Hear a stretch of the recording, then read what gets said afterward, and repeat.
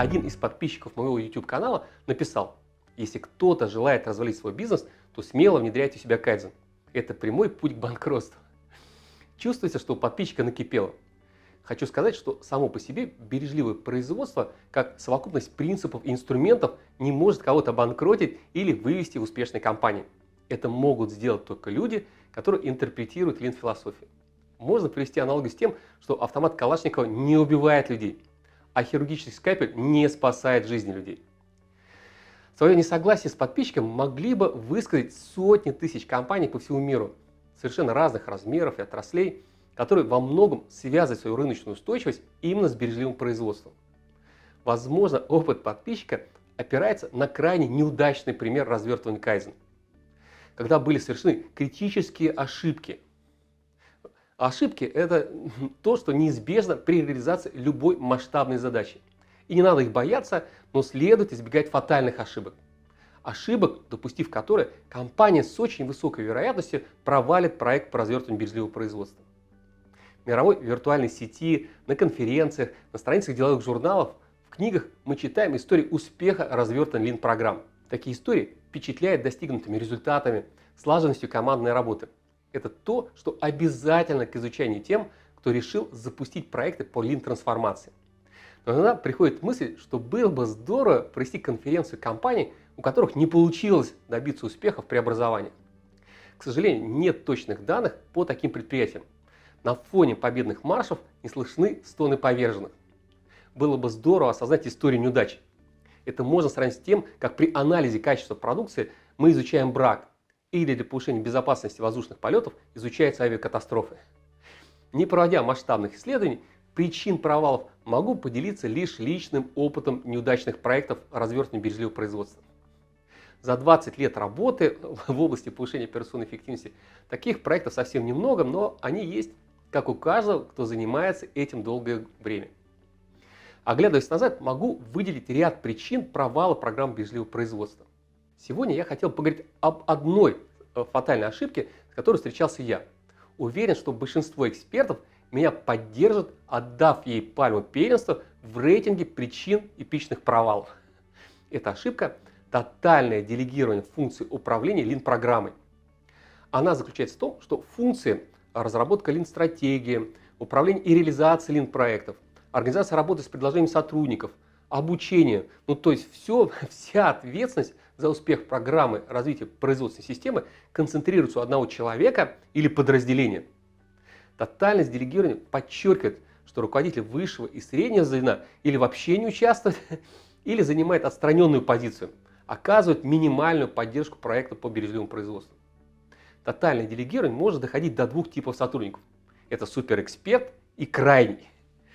Суперэксперты – это, как правило, приглашенные в компании люди, имеющие опыт работы в эволюционно более развитой лин-организации. Это могут быть как внешние консультанты, так и внутренние наемные сотрудники. Для полноты картины следует отметить, что такого рода эксперты могут быть очень полезны при грамотном взаимодействии с ними. Я рекомендовал бы вам относиться к консультантам или внутренним экспертам как к тренерам в спортзале. Подумайте, какой тренер хорош для вашего физического развития. Тот, кто таскает за вас блины, приседает с тяжестью вместо вас или, подменяя вас, пробегает десятки километров, не уверен. Скорее, это тот человек, который может эффективно персонализировать тренировочную программу под вас, подобрать что-то подходящее именно вам, будет вас поддерживать и мотивировать, создавать для вас прогрессирующую нагрузку, чтобы вы работали все интенсивнее. Хороший эксперт по развитию производственной системы может быть некомфортным для вас, потому что он побуждает и поддерживает вас делать что-то по-новому. Даже при работе с суперэкспертами в системе тотального делегирования трудно исправить ситуацию. Без большой работы системных лидеров, руководителей на всех уровнях ничего не получится. Таков мой личный опыт. В моей профессиональной истории был период, когда я был таким суперэкспертом и столкнулся с идеями в головах руководителей, все, мы наняли хорошего специалиста, теперь мы в этой части ничего можем не делать. Ведь мы же не ведем бухгалтерский учет за главного бухгалтера и не участвуем в судебных разбирательствах с директором по программным вопросам. Согласитесь, что в рассуждениях была логика, и это было начало конца.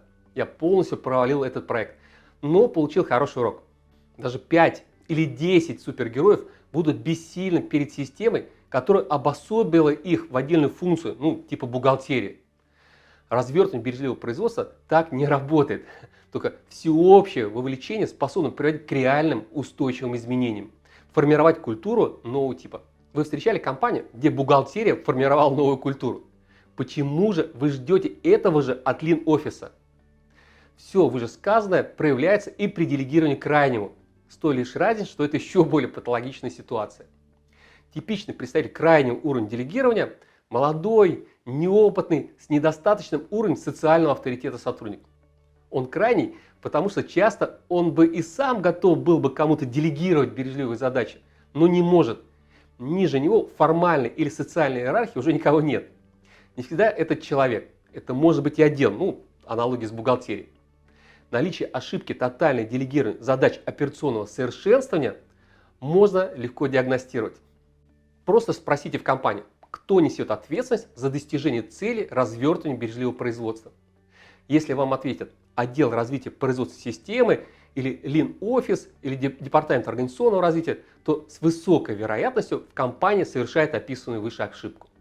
На всякий случай скажу, что правильным ответом будут любые из ниже приведенных ответов. Генеральный директор, или мы как команда, или каждый на своем участке. Чтобы завершить описание данной ошибки, раскрою секрет. Суперэкспертов нет. Супергероев тоже. Нет такого человека, кто бы в одиночку создал новую бережливую культуру. И никто один не спасет Землю от надвигающегося астероида. Простите, что разочаровался. Увидимся.